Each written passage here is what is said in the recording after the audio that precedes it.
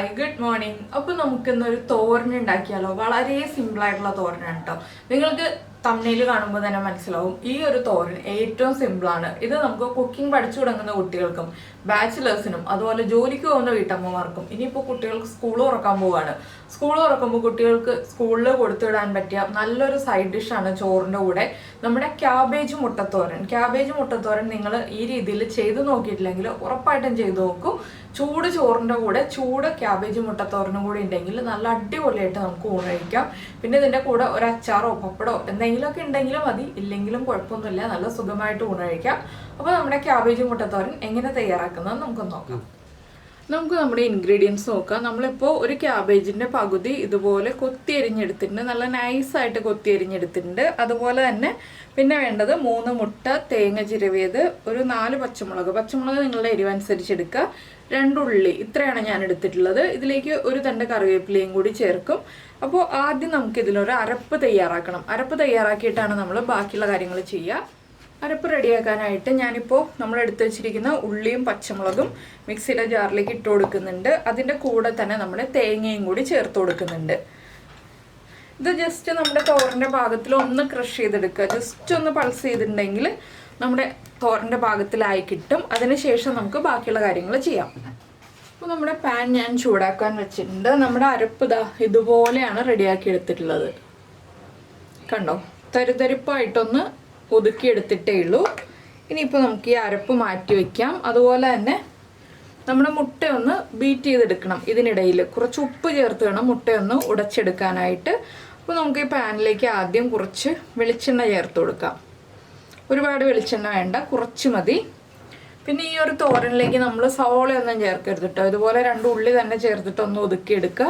ഉള്ളി ചേർത്ത് ഒതുക്കിയെടുക്കാൻ പറ്റിയില്ല എന്നുണ്ടെങ്കിൽ ഉള്ളിയും പച്ചമുളകും കട്ട് ചെയ്തിട്ട് നമ്മുടെ എണ്ണയിലേക്ക് ഇട്ട് കൊടുക്കുക. അത് എപ്പോഴാണെന്ന് വെച്ചിട്ടുണ്ടെങ്കിൽ നമ്മുടെ കടുക് പൊട്ടി കഴിഞ്ഞിട്ട് എണ്ണയിലേക്ക് ഉള്ളിയും പച്ചമുളകും ചേർത്ത് കൊടുക്കുക. ഇപ്പോൾ ഞാനിതിലേക്ക് കടുക് ചേർക്കാൻ പോവാണ്. നമ്മൾ ഈ ഒരു തോരനിൽ ജീരകം ചേർക്കില്ല കേട്ടോ. എന്താണെന്ന് വെച്ചാൽ മുട്ട ചേർക്കുന്ന തോരനിൽ ജീരകം ചേർത്തിട്ടുണ്ടെങ്കിൽ അത്ര ടേസ്റ്റ് അല്ല. മുട്ടയും ജീരകവും ചേർന്നുള്ള കോമ്പിനേഷൻ എനിക്ക് അത്ര ഇഷ്ടമല്ല, അതുകൊണ്ടാണ് ഞാൻ ജീരകം ചേർക്കാത്തത്. ഇനിയിപ്പോൾ നമുക്കിതിലേക്ക് ഒരു ടീസ്പൂൺ കടുക് ചേർത്ത് കൊടുക്കാം. ഇപ്പോൾ നമ്മുടെ കടുക് പൊട്ടി കഴിയാറായിട്ടുണ്ട്. ഞാനൊരു 3 വറ്റൽമുളക് എടുത്തിട്ടുണ്ട്, അതൊന്ന് കുറുകെ കട്ട് ചെയ്ത് ചേർക്കുന്നുണ്ട്. പിന്നെ ചേർക്കുന്നത് ഒരു തണ്ട് കറിവേപ്പില. ഇത്രയും ചേർത്ത് നന്നായിട്ടൊന്ന് ഇളക്കി കൊടുക്കുക. ഇതിലേക്ക് നമ്മൾ കഴുകി വൃത്തിയാക്കി വെച്ചിരിക്കുന്ന ക്യാബേജ് ചേർത്ത് കൊടുക്കുക. പിന്നെ നമ്മൾ ചേർക്കുന്നത് ക്യാബേജിന് ആവശ്യമായ ഉപ്പ്,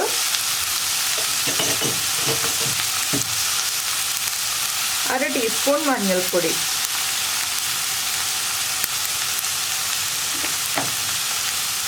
ഇത്രയും ചേർത്തിട്ട് നന്നായിട്ടൊന്ന് ഇളക്കി കൊടുക്കുക. ക്യാബേജിലേക്ക് ആ മഞ്ഞൾപ്പൊടിയും ഉപ്പും ഒക്കെ നന്നായിട്ടൊന്ന് പിടിച്ചു വരുന്നത് വരെ 1 മിനിറ്റ് ഒന്ന് ഇളക്കി കൊടുക്കുക കേട്ടോ. ഇത് അടച്ചു വെച്ചിട്ടുണ്ടെങ്കിൽ ക്യാബേജ് കുഴഞ്ഞു പോകും. അപ്പോൾ അടച്ചു വെക്കാതെയാണ് വേവിച്ചെടുക്കേണ്ടത്. എന്താണെന്ന് വെച്ചാൽ നമ്മൾ ഇതുപോലെ നൈസായിട്ട് അരിഞ്ഞെടുക്കുമ്പോൾ ക്യാബേജ് അടച്ചു വെക്കാതെ കുക്ക് ചെയ്തെടുക്കുകയാണെങ്കിൽ ഒട്ടും കുഴഞ്ഞു പോകാതെയുള്ള തോരൻ നമുക്ക് കിട്ടും. കുറച്ച് വലുതായിട്ടാണ് കട്ട് ചെയ്യുന്നതെങ്കിൽ ക്യാബേജ് ഒന്ന് വേവാനായിട്ട് നമ്മൾ അടച്ചു വെച്ചിട്ട് തന്നെ കുക്ക് ചെയ്യുക.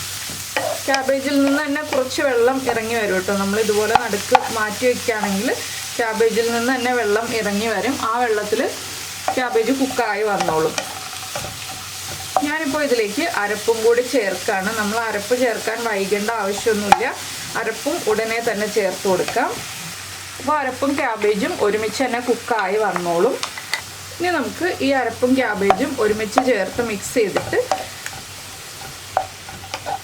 എല്ലാം ചേർത്ത് ഒരുമിച്ചാക്കി ഒന്നിങ്ങനെ ആക്കി വയ്ക്കാം. അതിനുശേഷം നമുക്ക് നമ്മുടെ മുട്ട ബീറ്റ് ചെയ്തെടുക്കാം. മുട്ടയിലേക്ക് ഉപ്പ് ചേർക്കാൻ മറന്നു പോകരുത്. എന്താണെന്ന് വെച്ചാൽ ക്യാബേജിലുള്ള ഉപ്പ് മുട്ടയിലേക്ക് പിടിച്ചു വരില്ല. അതുകൊണ്ടാണ് മുട്ടയിലേക്ക് ഉപ്പ് ചേർക്കാൻ മറന്നു പോകരുതെന്ന് പറയുന്നത്. ഇതിനെ ഒന്ന് ലോ ഫ്ലെയിം ആക്കി വയ്ക്കുക. ലോ ഫ്ലെയിമിൽ ഒരു 2 മിനിറ്റ് ഇതുപോലെ ഇരിക്കട്ടെ. ഇടയ്ക്ക് ഒരു പ്രാവശ്യം ഒന്ന് ഇളക്കി കൊടുക്കാം കേട്ടോ. അപ്പോൾ നമുക്കിനി മുട്ട ബീറ്റ് ചെയ്തെടുക്കാം. നമ്മൾ ക്യാബേജും അരപ്പും എല്ലാം ഒരുമിച്ചാക്കി വെച്ചിട്ട് 1 മിനിറ്റ് ആയി. ഞാനൊന്ന് ഇളക്കി മറിച്ച് കൊടുക്കുകയാണ്. നമ്മുടെ അരപ്പിലേക്കും ആ മഞ്ഞൾപ്പൊടിയുടെ മഞ്ഞ കളറ് പിടിച്ചു വരുന്നുണ്ട്. നന്നായിട്ടൊന്ന് ഇളക്കി മിക്സ് ചെയ്യുക. ഉപ്പൊന്ന് ടേസ്റ്റ് ചെയ്ത് നോക്കുക, ഉപ്പ് കറക്റ്റ് ആണോ എന്നുള്ളത്. ഉപ്പ് കുറവാണെങ്കിൽ ഈ ഒരു സ്റ്റേജിൽ ഉപ്പ് ചേർത്ത് കൊടുക്കുക കേട്ടോ. അതിന് ശേഷം വേണം നമ്മൾ മുട്ട ചേർത്ത് കൊടുക്കാനായിട്ട്. അപ്പോൾ ഞാനൊന്ന് ഉപ്പൊക്കെ ചെക്ക് ചെയ്യട്ടെ. ഉപ്പ് കുറവാണെങ്കിൽ നമുക്ക് ഉപ്പ് ഇനിയും ചേർത്ത് കൊടുക്കണം. എന്താണെന്ന് വെച്ചാൽ ഞാൻ കുറച്ച് ഉപ്പേ ചേർത്തുള്ളൂ ആദ്യം. ഉപ്പ് വളരെ ചെറിയ അളവിൽ ചേർത്ത് കൊടുക്കണം, അപ്പോഴേ പെർഫെക്റ്റ് ആവുള്ളൂ. അപ്പോൾ ഞാൻ എന്താ കുറച്ചുകൂടി ഉപ്പ് ചേർത്തിട്ടുണ്ട്. ഒന്നുകൂടി ഇളക്കി മിക്സ് ചെയ്തിട്ട് ഒരുമിച്ചാക്കി 1 മിനിറ്റും കൂടി നമുക്ക് വയ്ക്കാം. അപ്പോൾ എൻ്റെ അടുത്ത് കഴിഞ്ഞ ദിവസം ഒരു കമൻറ്റ് വന്നിട്ടുണ്ടായിരുന്നു, മസാലപ്പൊടികളൊക്കെ ഇടുന്ന ബോക്സ് എവിടെ നിന്നാണ് വാങ്ങിച്ചത്, ആ ബോട്ടിൽ എവിടെ നിന്നാണ് വാങ്ങിച്ചത്, അതിനോടൊപ്പം ഉപ്പിട്ട് വയ്ക്കാനുള്ള ബോട്ടിൽ കിട്ടിയില്ലേ എന്നുള്ളത്. ഉപ്പ് ഞാൻ ഭരണിയിലാണ് കേട്ടോ ഇട്ട് വയ്ക്കുന്നത്. അപ്പോൾ അത് അറിയാതെ ആരെങ്കിലും ഉണ്ടെങ്കിൽ ഞാൻ പറഞ്ഞതാണ്. അതുപോലെ തന്നെ ഞാൻ ഈ ബോട്ടിൽ വാങ്ങിച്ചിട്ടുള്ളത് ഫ്ലിപ്കാർട്ടിൽ നിന്നാണ്. ഞാൻ എപ്പോഴും കമൻസിന് റിപ്ലൈ കൊടുത്തുകൊണ്ടിരിക്കുന്ന ഒരു കാര്യമാണ് ഞാൻ ഈ ബോട്ടിൽസ് എവിടെ നിന്നാണ് വാങ്ങിച്ചത് എന്നുള്ളതിന്. അപ്പോൾ ഫ്ലിപ്കാർട്ടിൽ നിങ്ങൾ സെർച്ച് ചെയ്ത് നോക്കുകയാണെങ്കിൽ മസാല ബോട്ടിൽസ് എന്നൊക്കെ പറഞ്ഞ് സെർച്ച് ചെയ്ത് നോക്കുകയാണെങ്കിൽ കിട്ടും. അപ്പോൾ ഇനി 1 മിനിറ്റും കൂടി ഇതിങ്ങനെ ഇരിക്കട്ടെ. ഞാനൊന്ന് മുട്ട കംപ്ലീറ്റ് ആയിട്ട് ബീറ്റ് ചെയ്തെടുക്കട്ടെ. അപ്പോൾ നമ്മൾ വീണ്ടും 1 മിനിറ്റായിട്ട് എല്ലാം ഒരുമിച്ചാക്കി വെച്ചിട്ടുണ്ട്. ഇനി നമുക്കൊന്ന് ഇളക്കി കൊടുത്തിട്ട് ഈ നടുഭാഗത്ത് നിന്ന് അല്ലെങ്കിൽ ഒരു സൈഡിലേക്ക് എങ്ങനെ വേണമെങ്കിലും ചെയ്യാം. ഞാനിപ്പോൾ സൈഡിലേക്കാണ് മാറ്റുന്നത് നമ്മുടെ ക്യാബേജിനെ മുഴുവൻ. ഒന്നുകിൽ നടുഭാഗത്തു നിന്ന് മാറ്റിയിട്ട് അവിടെ മുട്ട ഒഴിച്ചു കൊടുക്കാം കേട്ടോ. ഇല്ലെങ്കിൽ വേറെ പാനിൽ മുട്ട ഒഴിച്ച് സ്ക്രാമ്പിൾ ചെയ്തിട്ട് ചേർക്കണമെങ്കിൽ ചേർക്കാം. അപ്പോൾ നമ്മൾ 2 പാത്രം കഴുകണം. ഇതാവുമ്പോൾ ഒറ്റ പാത്രം കഴുകിയാൽ മതി. അതാണ് ഇങ്ങനെ ചെയ്യുന്നത് കൊണ്ടുള്ള എളുപ്പവഴി. അപ്പോൾ ക്യാബേജൊക്കെ നീക്കി വെച്ചിട്ടുണ്ട്. ഇതിലേക്ക് ഒരു ചെറിയ അളവിൽ എണ്ണ ഒഴിച്ചു കൊടുക്കുക. ചെറിയ അളവിൽ മതി. നമ്മൾ ബീറ്റ് ചെയ്ത് വെച്ചിരിക്കുന്ന മുട്ട ചേർത്ത് കൊടുക്കുക. അപ്പോൾ ഞാൻ ലോ ഫ്ലെയിമിലാണ് വെച്ചിരിക്കുന്നത്. ഇനി മുട്ടയൊന്ന് കുക്കായി വരട്ടെ. അതിന് ശേഷം നമുക്ക് സ്ക്രാമ്പിൾ ചെയ്തെടുക്കാം. അപ്പോൾ നമ്മുടെ മുട്ട ഒരു 1/2 മിനിറ്റ് കുക്കായിട്ടുണ്ട്. ഞാൻ ഇനി ഒന്ന് ഇളക്കി മിക്സ് ചെയ്യാൻ പോവുകയാണ്. ഫ്ലെയിം ഒന്ന് കൂട്ടി വയ്ക്കുന്നുണ്ട്. ഞാൻ ഈ കുക്ക് ചെയ്യുന്നത് മുഴുവൻ ചെറിയ ബർണറിലാണ് കേട്ടോ, വലിയ ബർണറിലല്ല. അത് നിങ്ങൾ പ്രത്യേകം ശ്രദ്ധിക്കണം. വലിയ ബർണറിൽ വെച്ചിട്ടുണ്ടെങ്കിൽ ഞാൻ ഈ പറയുന്ന ടൈമൊക്കെ ചെയ്യുകയാണെങ്കിൽ ചിലപ്പോൾ കരിഞ്ഞു പോകാൻ സാധ്യതയുണ്ട്. അതുകൊണ്ട് ചെറിയ ബർണറിൽ വെച്ചിട്ടാണ് ഞാൻ കാര്യങ്ങളൊക്കെ ചെയ്യുന്നത്. അതുകൊണ്ടാണ് ഫ്ലെയിമിൻ്റെ കാര്യം എടുത്തു പറയുന്നത്. ഇനിയിപ്പോൾ നമ്മുടെ മുട്ടയൊന്ന് കുക്കായി ഒന്ന് റെഡിയായി വരട്ടെ. മുട്ടയിലേക്ക് മഞ്ഞൾപ്പൊടിയൊന്നും നമ്മൾ ചേർത്ത് കൊടുക്കുന്നില്ല. എക്സ്ട്രാ ക്യാബേജിന് ആവശ്യത്തിന് മഞ്ഞൾപ്പൊടിയൊക്കെ ചേർത്തിട്ടുണ്ട്. ഞാൻ കുറച്ച് നീക്കി വയ്ക്കട്ടെ. അപ്പോൾ എന്താണെന്ന് വെച്ചാൽ നമ്മുടെ മുട്ട കുക്കായി കിട്ടാൻ എളുപ്പമുണ്ടാവും.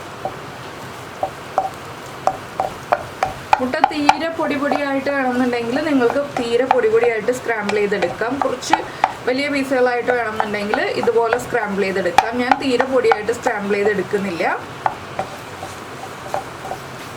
അപ്പോൾ നമ്മുടെ മുട്ടയൊന്ന് കുക്കായി തുടങ്ങുന്നുണ്ട്. ഇനി നമുക്ക് ഈ ക്യാബേജും കൂടി ചേർത്ത് മിക്സ് ചെയ്തെടുക്കാം. കണ്ടോ, നമ്മുടെ സിമ്പിൾ ആൻഡ് ഈസി ക്യാബേജ് മുട്ടത്തോരൻ റെഡി ആയി കഴിഞ്ഞു. നല്ല ടേസ്റ്റിയാണ്. ചോറിൻ്റെ കൂടെ ചേർത്ത് ഈ ഒരു ചൂട് തോരൻ മഴയത്ത് നല്ല അടിപൊളിയായിട്ട് കഴിച്ചിട്ടുണ്ടെങ്കിൽ നല്ല ടേസ്റ്റാണ്. അപ്പോൾ നിങ്ങൾ എന്തായാലും ഉറപ്പായിട്ടും ഒന്ന് ട്രൈ ചെയ്ത് നോക്കൂ. ക്യാബേജൊക്കെ എല്ലാവർക്കും എപ്പോഴും കിട്ടുന്ന കാര്യമാണ്. അപ്പോൾ മുട്ടയും എല്ലാവരുടെയും വീട്ടിലുണ്ടാവും. അപ്പോൾ ഒന്ന് ട്രൈ ചെയ്ത് നോക്കൂ കേട്ടോ. ഇതുപോലെ ക്യാബേജ് മുട്ടത്തോരൻ ഉണ്ടാക്കി കഴിച്ചിട്ടില്ലെങ്കിൽ ഇപ്പോൾ ബിഗിനേഴ്സൊക്കെ ആണെങ്കിൽ നിങ്ങൾക്ക് എളുപ്പത്തിൽ ട്രൈ ചെയ്യാൻ പറ്റിയ റെസിപ്പിയാണിത്. അതുപോലെ തന്നെ വീട്ടമ്മമാർക്ക് ലഞ്ച് ബോക്സിൽ കുട്ടികൾക്ക് കൊടുത്തു വിടാനും അതുപോലെ നമുക്ക് ജോലിക്ക് പോകുമ്പോൾ ജോലിക്ക് പോകുന്ന ആളുകൾക്ക് ജോലിക്ക് പോകുമ്പോൾ കൊണ്ടുപോകാനും ഒക്കെ പറ്റിയ റെസിപ്പിയാണ്. അപ്പോൾ എല്ലാവരും ട്രൈ ചെയ്ത് നോക്കുമെന്ന് വിചാരിക്കുന്നു.